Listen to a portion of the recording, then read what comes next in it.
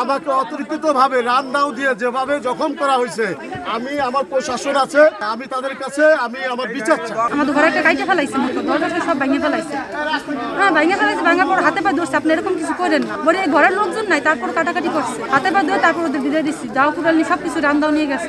এখন আমাদের বাড়িতে এখন ওই রান্না ঠান্ডা কিছু কিছু ফেলাই রেখে গেছে। আমি হইলো ঢাকা যাবো, এই পকেটে মনে কত টাকা আছে, আমি 5টা বান্ডিল নিয়ে বেরোইছি। এই দেখেন আমার সব বান্ডিল নিয়ে গেছে। এই যে আমার মানি ব্যাগটা, আমার পিছন দিকে রান্দাওদা কোপ ছাড়ছে। এই যে এইখানে আমি দেখছি কে কোপ ছাড়ছে। এই যে আয়নাল, এই যে এখানে ভাঙ্গারির দোকান আয়নাল মাথা ফেটে গেছে না ভাই।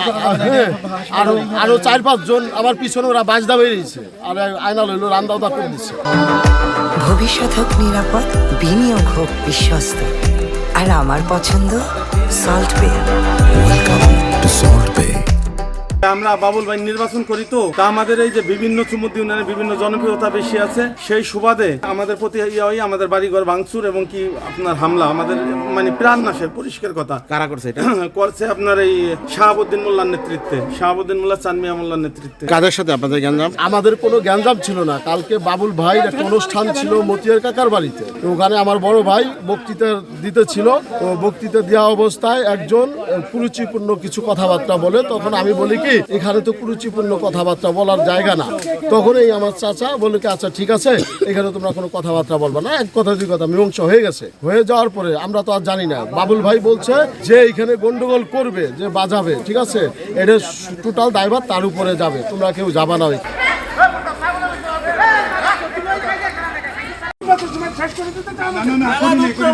আমি উপজেলা যুব দলের সাথে জড়িত, যুবদল করি। আর মূলত ওরা পরিকল্পিতভাবে গতকাল ওরা প্ল্যানিং করছে, আমি এবং আমার বড় ভাই ইসরাফিল মোল্লা, এই দুইজনকে মূলত ওরা মারার একটা পরিকল্পনা ছিল।